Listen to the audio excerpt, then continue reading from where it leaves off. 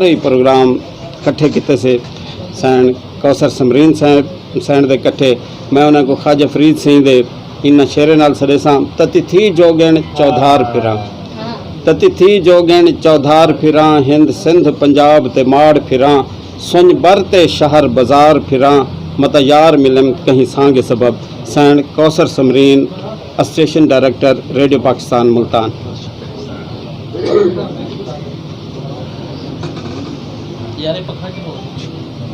अस्सलाम वालेकुम। मैं अपने भिरा सही जहूर दरेजा साहब का बड़ा शुक्रिया अदा करे सा अपनी मिठी भेण सोबिया दा कि उन्होंने मेरे को टेलीफोन ते याद दहानी कराई कि मैं इतना हाजिर थी वहाँ। मेरी इतना पहली हाज़री है लेकिन आखिरी नहीं। दुनिया के 3 ज़ुबाना सब तो ज़्यादा मिठे हैं। ये रिसर्च थी है सराइकी फारसी ते फ्रेंच और सराइकी दा ये मैं तो इजाज़ दसे सा कि मैं उतना इस्लामाबाद जड़े वेले उन्होंने महफिल जितना फॉरनर होंगे हैं जोड़े सराइकी को ना समझते हैं। मैं ख्वाजा फरीद सईद का कलाम तहतो लफ्ज़ पेश करनी में क्योंकि सिंगिंग वाहिद शोबा है जोड़ा मैं नहीं किया। बाकी न्यूज़ पढ़े कंपेयरिंग की ड्रामा किए ये इंतहाई मुश्किल है। मैं म्यूज़िक की प्रोड्यूसर तो रही हाँ लेकिन म्यूज़िक बड़ा ही मुश्किल काम है। गावन बड़ा ही मुश्किल काम है। मैं खराज तहसीन पेश करनी हाँ अपने सारे सिंगर्स को और जिमें कि मैं आदि पी हाँ कि उत्थां जेडे वेले फॉरनर होंदे हैं जेडे सराइकी को ना समझते हैं। मैं अगर उत्था तहत लफ्ज़ पढ़ा कि मेरा इश्क भी तू मेरा यार भी तू तो उन्होंने को जिमें समझ आती पई होंदी है वो मुतासिर थींदे फरमाइश करेंदे हैं हर महफिल इवें जेडे साडे फनकार हैं सराइकी नोहा खानी को डे गिनो ऊँ तो बेहतर कोई नहीं और सराइकी जेडे गीत हैं पे उन्हों तो बेहतर कोई नहीं।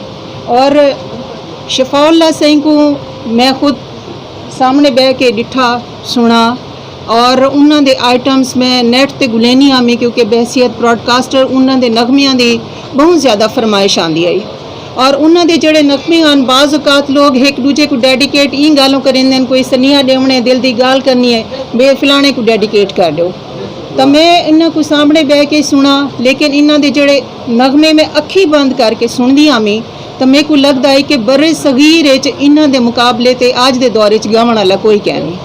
और इतनी मिठास इतनी सुरीली आवाज़ मसलन एक नगमा तुसा नेट ते सर्च कराए परदेस से मेरा यार आ गया ये तुसा कहना सुना सी उन्हें वायलन वालियाँ लड़कियाँ भी हैं और उनको अखी बंद करके सुन सो तो लगसी के इंडिया के फनकार एक पासे रह गए। इतनी खूबसूरत आवाज़ उन्हों को फिल्म गावना चाहिए। उन्होंने को जितना काम गिदा गए वो मैं समझती हाँ कि वो शायद 10% ही कह नहीं उन्हों को बहुत ज़्यादा बुलंद मकाम मिलना चाहिए।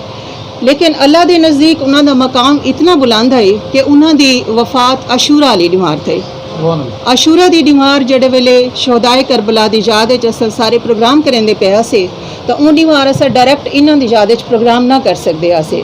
नैक्सट डे साढ़े नामवर ब्रॉडकास्टर रियाज मैलसी दा ते मेरा प्रोग्राम है असा आधी मुलाकात करेने। मैं उन्होंने को रिक्वेस्ट की कि यह प्रोग्राम सारा तुसा शिफाउल्लाह रोखड़ी की याद करने और शिफाउल्लाह रोखड़ी के हवाले नाल मैं हुणे रिक्वेस्ट भी करेंदी पी मशवरा भी किते मी साडे जहन है कि उन्होंने ते एक डॉक्यूमेंट्री बनाऊँ और उन डॉक्यूमेंट्री की मैं तो आपको रिक्वेस्ट करे सन कि तुसा साडे स्टूडियो तशरीफ घेना है जेडे नहीं आ सकते वो व्हाट्सएप ते साको अपना मैसेज दे सन असा उन्होंने किते खुसूसी प्रोग्राम तैयार करे सूँ और भी एक झोंक दे तावन नाल असा एक महफिल रखे सूँ।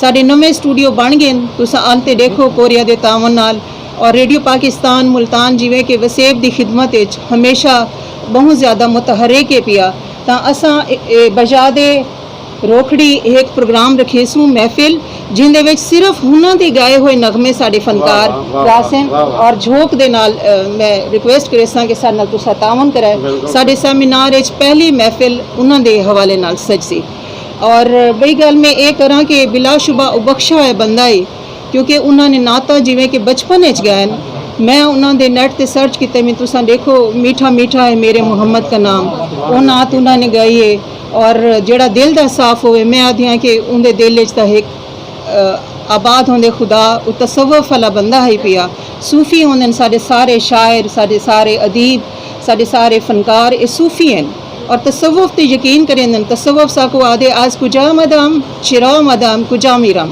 3 सवाल पूछो अपने आप तू, आज कुजा मदाम कित्थों आया, चिरा मदाम की वास्ते आया, कुजा मीरम मेरी मंजिल कित्था है। अगर इन्हां सवालों के जवाब अस हासिल कर गिनसूं तो अस सारे कामयाब इंसान हैं। रोकड़ी साहब भी एक सूफिया उन्होंने किते आखिर च मैं अपना एक उर्दू का शेर डेडिकेट करे सा। मिला था हमसे मगर मिलके खो गया आखिर, मिला था हमसे मगर मिलके खो गया आखिर, जो हमने चाहा नहीं था वो हो गया।